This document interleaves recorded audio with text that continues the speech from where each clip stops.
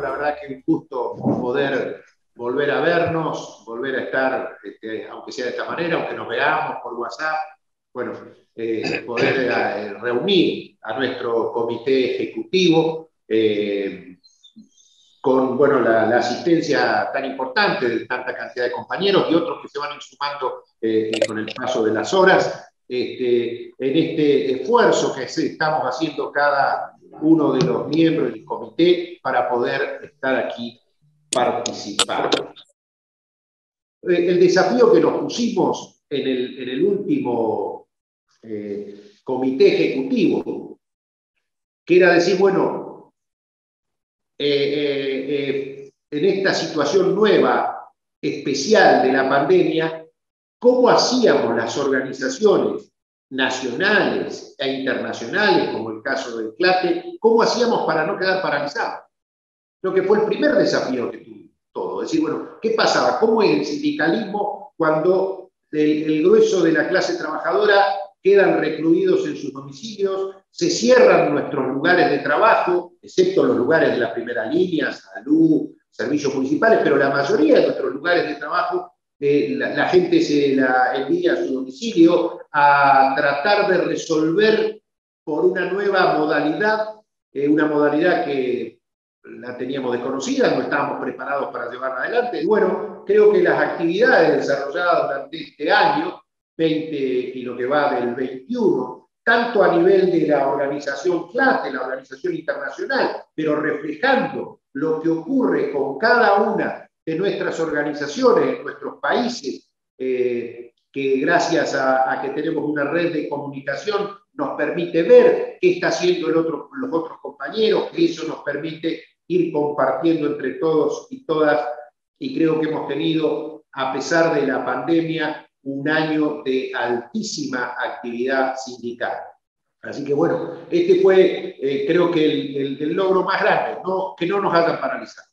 Se paralizó la economía, se nos envió a nuestras casas, se nos convocó a atender la pandemia, como todos sabemos, con más voluntad que con recursos, ya que años de neoliberalismo, de la propuesta del Estado mínimo, de los desmantelamientos, pese a que hubo a principios del siglo una década de recuperación, pero la destrucción de la década del 90, fundamentalmente en nuestro país, se había devastado y no va a lo que destruyeron en 10 años, no se recupera en otros 10. Recuperar eso, sin duda, lleva mucho más tiempo, grandes inversiones, porque, bueno, nuestros estados fueron saqueados y desmantelados. Una situación tremendamente difícil la que se está viviendo, de aumento brutal de la pobreza, la paralización de la actividad económica golpea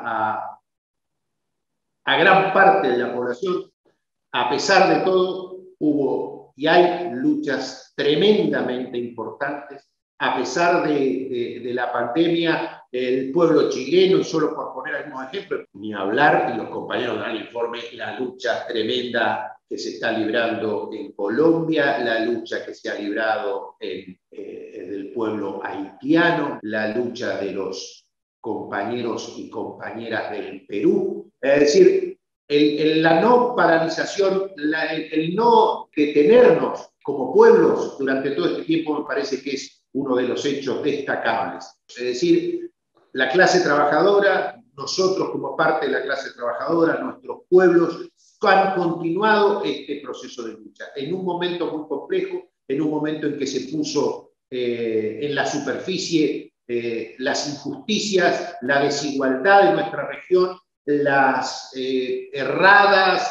políticas neoliberales que desmantelaron el Estado, la injusticia brutal de los países ricos del norte que a la hora, por ejemplo, de las vacunas, prefirieron acopiar, por supuesto, vacunar a su población en lugar de tener un criterio solidario a escala mundial. Veía yo ayer, solo el 1% de la población de África está vacunada.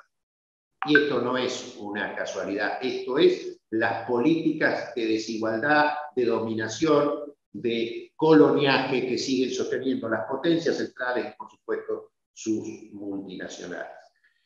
nosotros tenemos hacia adelante tremendos desafíos. Creo que es muy importante que nosotros tengamos en cuenta en nuestros análisis políticos, en nuestras comisiones directivas, en nuestros cuerpos de representantes de cada una de las organizaciones, la necesidad de revisar todas nuestras prácticas, que este tiempo de pandemia nos sirva también de reflexión, de revisar las prácticas, de revisar los instrumentos. El sindicato tiene que ser un instrumento que esté en capacidad de cambiarse, de modificarse para mejor representar.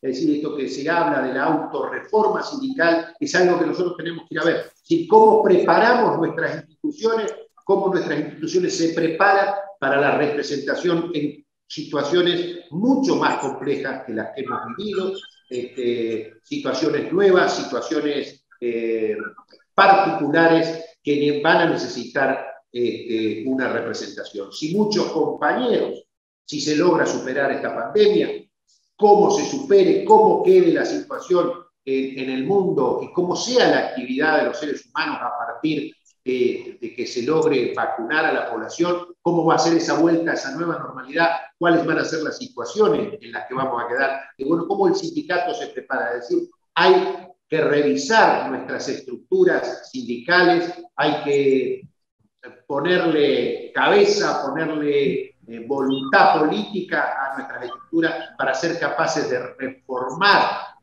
nuestras organizaciones para mejor representar a los trabajadores. Hoy vemos que la población reclama más servicios públicos, fundamentalmente, más Estado, lo expresará de la forma en que se pueda, pero más servicios públicos, más Estado, eso reclama la población. ¿Pero qué Estado? Porque el Estado que tenemos hoy es un instrumento del campo de los trabajadores y de los pueblos. Yo lo pongo como una interrogación. ¿Es este el instrumento que necesitamos? ¿O este instrumento hay que modificar? ¿El Estado que necesita el pueblo de Chile es el Estado actual? ¿O es el Estado que se pretende construir a través de una nueva constitución? Y así en cada uno de nuestros países. Un Estado donde podamos participar como ciudadanos de los instrumentos y no, en el mejor de los casos, como usuarios de algún servicio público. Es decir, el modelo de Estado también tenemos que ponerlo en discusión.